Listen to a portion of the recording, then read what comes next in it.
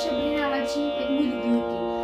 तर तिचं लग्न ठरलं आणि तिच्या वडिलांनी तिच्या वडिलांनी काय केलं, आपल्या दारामध्ये 9-10 बछड्यांची रांग लावली. तिला प्रश्न पडला, माझं लग्न आहे, 2-4 दिवस राहिलं तरी कशासाठी हे बछडे किंवा म्हणजे ते शेळीचे बछडे कशासाठी ठेवले तिथं. तर तिने तिच्या वडिलांना विचारलं की बाबा काय आहे, कशासाठी आणले. तर बाबांनी तिला सांगितलं की तुझं 2 दिवसावर लग्न आले, तर लग्नामध्ये ही मेजवानी म्हणून हे सगळं ठेवले.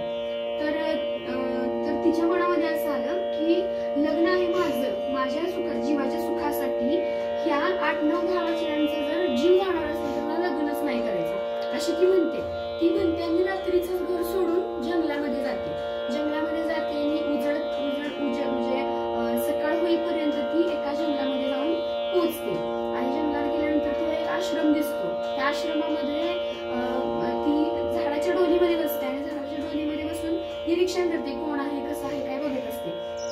तिला सगळं कळल्यानंतर ती त्या आश्रमामधून एक साधू बाहेर आलेले तिला दिसतात. ते साधू नदीवर आंघोळीला जातात. तर ती त्या डोलीतून खाली येऊन ते साधू येईपर्यंत त्यांचा येण्याचा जो मार्ग आहे तो साफ करते आणि फुलांची शेज करते त्यांना येण्यासाठी, पटकन जाऊन डोलीत बसते. हा सगळा कार्यक्रम 8 दिवस चालू होतो.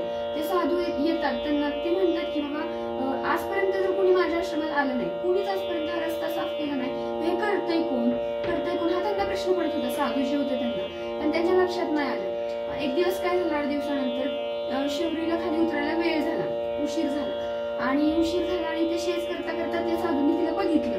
मग तिला विचारलं, तू कोण आहेस, कुठून आलीस, काय करतेस, कशासाठी आलीस.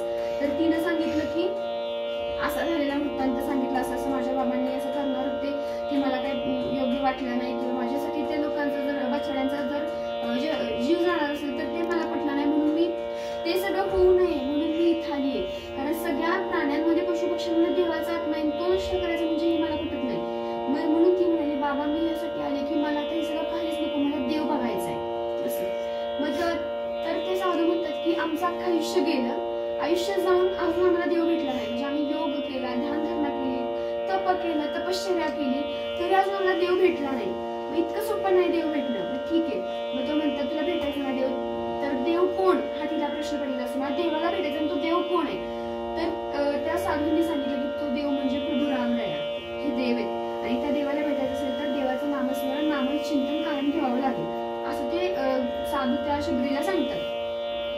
ती शबरी अखंड नामचिंतन करायला लागली. तिला अख्खं तिला आयुष्य तिथं घालवलं. मग ती रोज देवाला हाक मारायची, रोज देवाचं भजन करायची, फुलांची शेज करायची, माझा राम येईल, मला भेटेल, मी त्याला बसायला आसन देईन, ही तिचा रोजचा नित्यक्रम चालू असायचा. जवळजवळ तिची वयाची 70 वर्ष पूर्ण झाली, पूर्ण म्हातारी झाली, दात पडले, केसांच्या प्रकार झाला. आता साधू म्हणजे जंगलात राहायचंय, जंगलामध्ये राहायचं म्हणजे तिथं काही सगळं नीटनीट काय का नाही. त्यांचं ध्यान फक्त नामस्मरणावरती. आपण कसे राहतोय, काय करतोय हे त्यांना काही माहित नाही. फक्त आणि फक्त नामस्मरण, फक्त नामचिंतन, माझा राम कधी भेटेल. आणि इतकी तिला इतकी आतुरता लागली की माझा राम कधी येईल मला भेटायला असं.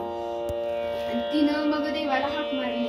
तिचं भजन सारखं चालायचं असायचं, श्रीराम जय राम जय जय राम. देवाला हाक मारली, जब मेरे राम जी का आवन होगा, शबरी के पुत्र पावन होगा, मीठे मीठे पैर अपने हाथों से खिलवाऊंगी, मीठे मीठे पैर अपने हाथों से खिलवाऊंगी असं ते गाणं आहे सगळं ते. मग ती अशी देवाला हाक मारायची. आणि एक दिवशी काय झालं, प्रभू रामराय आणि लक्ष्मण आले. म्हणजे भक्तानं केलेल्या भक्तीची हाक देवापर्यंत पोहोचली. ती हाक ऐकून देव नेहमीच भक्तासाठी उभा असतो. ती हाक ऐकून प्रभू रामराय आणि लक्ष्मण दोघे जण आले आणि तिने पाहिलं कोणतरी आपल्या ह्या वाटेवरून, साफ केलेल्या वाटेवरून कोणतरी येते हे शबरीला दिसलं. शबरी तिथं गेली, तिने आडवा हात केला आणि सांगितलं की कोण आहात तुम्ही, ही शेज किंवा ही जी साफ केलेली वाट फक्त आणि फक्त माझ्या रामरायासाठी, कुणासाठी नाही. तर मग प्रभू रामराय लक्ष्मणाला म्हणाले, बघ माझ्या भक्ताचं प्रेम, म्हणजे भक्त माझा किती करतोय माझ्यासाठी असं. तर ते दोघं हसले आणि मग सांगितलं, प्रभू रामरायांनी शबरीला सांगितलं की शबरी तू ज्या रामाची वाट पाहतेस तोच राम मी आहे असं सांगितलं. दशरथनंदन राम तो मीच आहे. मग शबरीला इतका आनंद झाला, शबरीला देवाच्या हाताला धरून त्या फुलांची शेज केली, ते शेज त्या आसनावर बसवलं. तिच्या अश्रूंनी चरण स्पर्श केला, चरणांना नमस्कार केला, पंचार्थी घेऊन त्यांना ओवाळला, औक्षण केलं, चंदनाचा तिलक लावला, आणि शबरी ना रोज जायची आणि रामरायांसाठी म्हणजे तिथं बोरीचं झाड होतं, ती बोरं तोडायची आणि त्याच्यातला जो आंबट बोर आहे ना चाखून बघायची. आधी आंबट बोर असेल तर फेकून द्यायची, म्हणजे गोड बोर लागते, तिच्या चवीला गोड लागते ते बोर ते द्रोणात साठवून ठेवायची. रोज हे करायची ते, म्हणजे रोज माझा आज राम येईल, मी त्याला हे आसनावर बसवेन, मी त्याला ओवाळीन आणि मी ही बोरं त्याला खायला देईन, हा तिचा भाव होता. म्हणजे एवढं देवाप्रती तिचं सगळं होतं. मग ती रोज करायची. त्या दिवशी आले रामराय, म्हणजे साक्षात रामराय तिच्या दर्शनासाठी आले, मग तिला ते खायला पण दिलं, द्रोणातले बोरं खायला दिली. देवाने अगदी एवढं आनंदानं ते सगळं सेवन केलं. भक्ताचं त्याला माहित नाही की ती शबरी कशी दिसते, तिचं वय किती झालंय, तिचे दात पडले आहेत 2-3 दात, ते पण पिवळे सुटक पडलेले, केसांच्या चट्टा झालेल्या, चेहऱ्यावर सुरकुत्या, कपडे स्वच्छ नाहीत, ह्याचं देवाला काही घेणं नाही. त्याला फक्त आणि फक्त थोर प्रेमाचा भुकेला म्हणतात त्याप्रमाणे देवाला फक्त आणि फक्त भक्ती महत्वाची, आपल्या भक्ताने केलेली भक्ती महत्वाची. आणि त्या भक्तीच्या प्रीत्यर्थ देवानं त्या शबरीनं तिच्या तोंडानं उष्टी केलेली बोरांचं सेवन केलं, इतक्या आनंदाने केलं. आणि त्याच्यातली 4 बोरं त्यांनी लक्ष्मणाकडे दिली. लक्ष्मण दादा आमचा काही वेळ वगैरे झालाय का काय, कारण बघितलं का त्या शबरीची अवस्था काय, तसली शबरीच्या पिवळ्या सुटक पडल्या दातांनी कुरतडलेली बोरं दादा खातोय. मग ते तर लक्ष्मणानं काय केलं, 2 बोरं खाल्ल्यासाठी गेली, बाकीची दोरं पाठीमागं टाकून दिली. आता झाला हा दृष्टांत झाला. पण ह्याचा उपयोग असा झाला नंतर की जेव्हा राम आणि रावणाचं युद्ध झालं, त्या युद्धामध्ये जेव्हा लक्ष्मणाला शक्ती लागली, मग ती शक्ती लागली तेव्हा त्यांना असं सांगण्यात आलं की अरुणोदय म्हणजे सकाळ होईपर्यंत जर उपाय केला तरच लक्ष्मण बरा होईल.